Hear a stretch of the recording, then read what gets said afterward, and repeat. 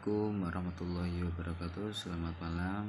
Yang saya hormati Bapak dosen Mr. Fikri Barikin, yang saya taati dan yang saya takdimi. Semoga diberikan kesehatan, panjang umur.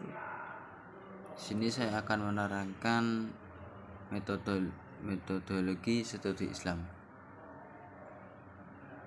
Yang pertama yaitu pengertian metodologi dan metodologi Islam.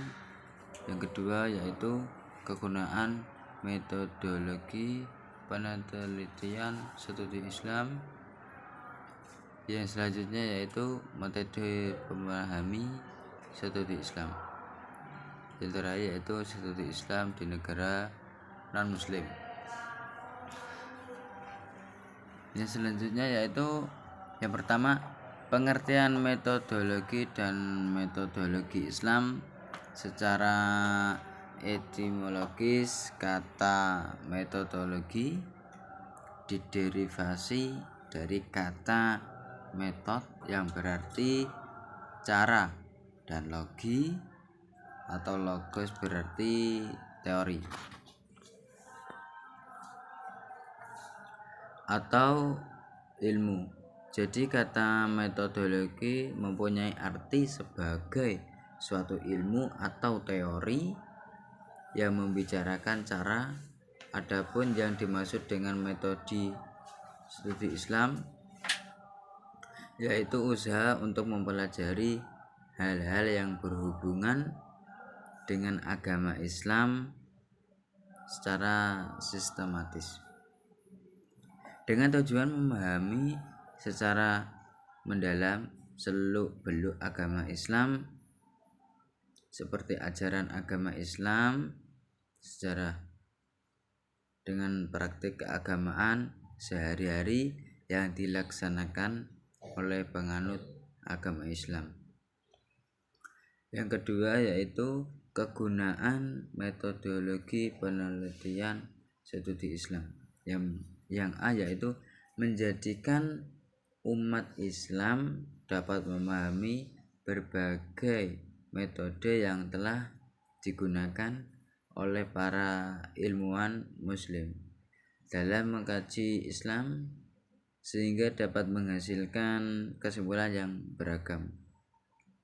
Yang B yaitu menciptakan kontekstualisasi doktrin Islam secara temporal, sehingga doktrin Islam akan selalu tampak di dalam kehidupan sosial kultural yang selalu dinamis dan berkembang. Yang C yaitu mempelajari secara detail hakikat agama Islam dan posisinya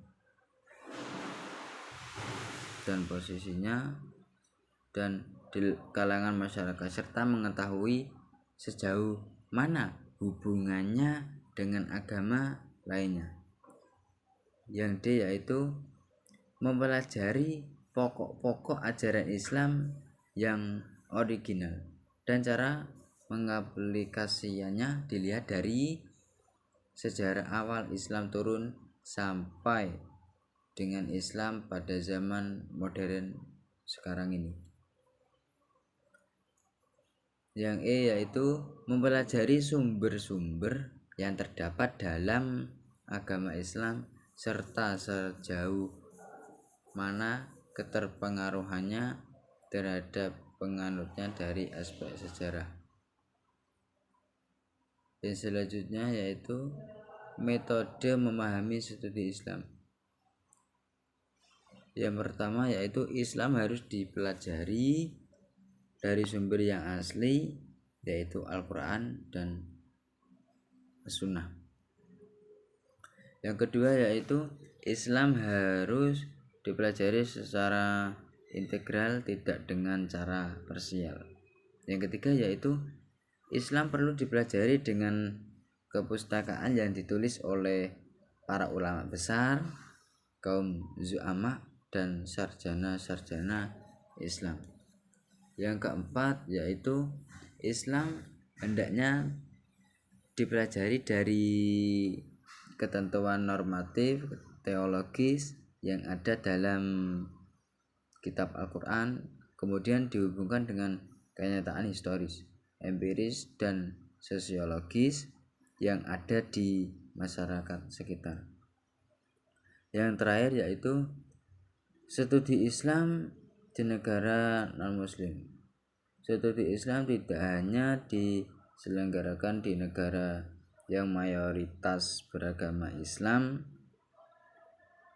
tetapi juga di negara yang penduduk muslimnya minoritas, negara-negara non-muslim yang menyelenggarakan studi Islam, di antaranya India, Chicago, Los Angeles, London, dan Kanada.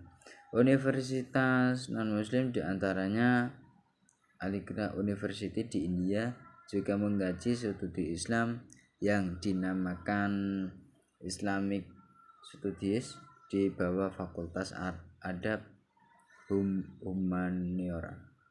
Serumpun dengan kajian RP Studies Persia, Studies dan lainnya di Chicago. Kajian Islam terdapat di Chicago University yang berada pada kajian Islam terdapat di Chicago, Timur Tengah.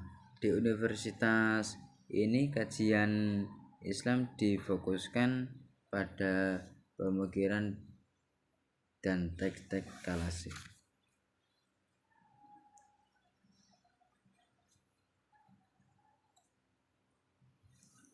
Dan selanjutnya yaitu kesimpulannya, kawasan Timur Orient atau Oriental banyak diminati oleh para sarjana barat karena memiliki daya tarik tersendiri sebagai representasi kawasan geografis yang memiliki ciri-ciri khas keislaman. Banyak intelektual barat melakukan tugas-tugasnya yang berkenaan dengan para sarjana barat sebagai orientalis. Mereka turut mengambil bagian dalam pembahasan mengenai ketimuran dan menggambarkan kondisi di timur untuk memberikan berita kepada masyarakat barat. Menurut Edward W. Said, para orientalis misi untuk menjelaskan secara objektif mengenai keadaan timur. Hal ini dimuat dalam beberapa fakta, di antaranya yang A, menggambarkan keadaan timur yang memperlibatkan identitas mereka secara utuh dengan sendirinya. Yang kedua yaitu menggambarkan keadaan timur untuk memberikan informasi mengenai keadaan mereka sebenarnya. Hal tersebut merupakan data yang dibutuhkan oleh para orientalis.